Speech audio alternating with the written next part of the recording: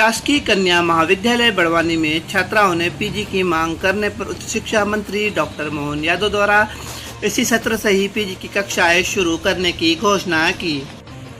PG की घोषणा के बाद शासकीय स्नातकोत्तर पास करके 400-500 विद्यार्थियों को अन्य जगह पीजी के लिए नहीं जाना पड़ेगा। वहीं उच्च शिक्षा मंत्री द्वारा 1 करोड़ 10 लाख की लागत से बनी विज्ञान प्रयोगशाला एवं 50 लाख की लागत से बना स्टेडियम का भूमि पूजन किया गया।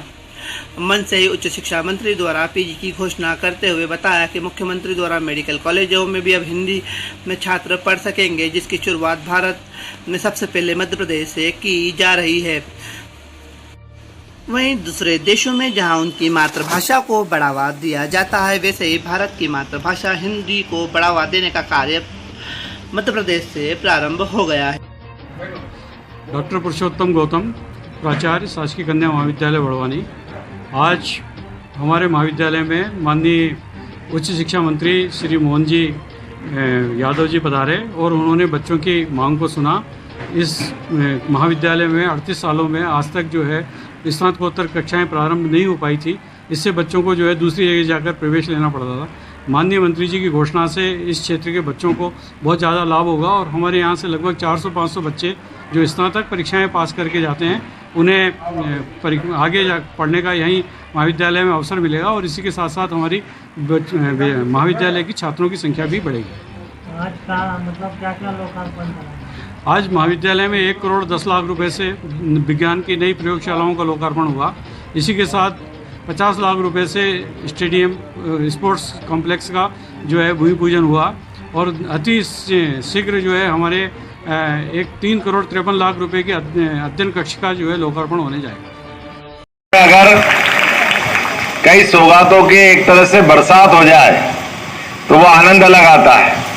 और तो आपने अपनी सारी लेबोरेटरियां जो साइंस की बच्चियां हैं, बहनें हैं, फिजिक्स, केमिस्ट्री, बॉटनी, जूलॉजी, सभी की लेबोरेटरियों का और उस संसाधन के साथ अच्छा भवन बना। जोरदार तालियां माननीय यशस्वी मुख्यमंत्री शिवराज सिंह जी चौहान के लिए।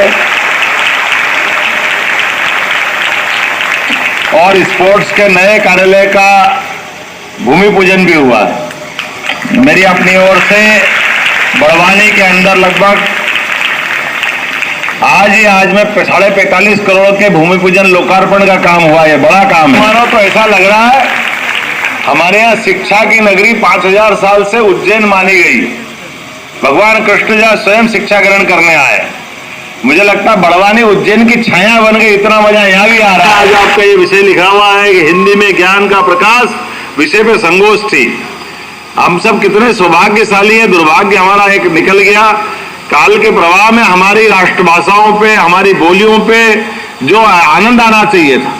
1835 में लॉर्ड मैकाले के आने के बाद, अंग्रेजों के शासनकाल के बाद हमारी भाषा पे, हमारे ज्ञान पे अंग्रेजी का प्रभुत्व आ गया।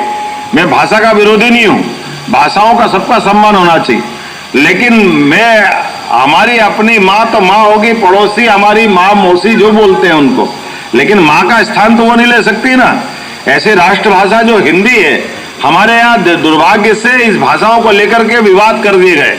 लेकिन मुझे इस बात की प्रसन्नता है कि हमारे यशस्वी प्रधानमंत्री नरेंद्र मोदी जी के नेतृत्व में नई शिक्षा नीति जो लागू हुई है, जिनकी अपनी स्वयं की भाषा तो गुजराती है, लिपि भी उनकी अपनी उससे मिलती जुलती है, लेकिन हमारा सौभाग्य है कि नेताजी सुभाष चंद्र बोस से लेकर महात्मा गांधी तक, नरेंद्र मोदी जी से लेकर अटल बिहारी वाजपेयी तक, सबने कहा कि अगर हमारी शिक्षा हिंदी में नहीं होगी, राष्ट्रभाषा में नहीं होगी, तो हमारा अधूरापन रहेगा।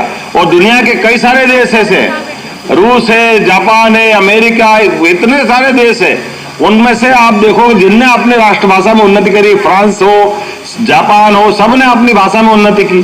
तो वहां की मेडिकल की शिक्षा हो, इंजीनियरिंग की शिक्षा हो, व्यावसायिक कोई भी कोर्स हो, वो अपनी स्वभाषा में पढ़ाते। हमारे यहाँ भी शुरुआत हो रही है। हमारे मुख्यमंत्री के नेतृत्व में कल से मेडिकल की शिक्षा देश में पहली बार मध्य प्रदेश में लागू होगी। Sorry, it's DJ.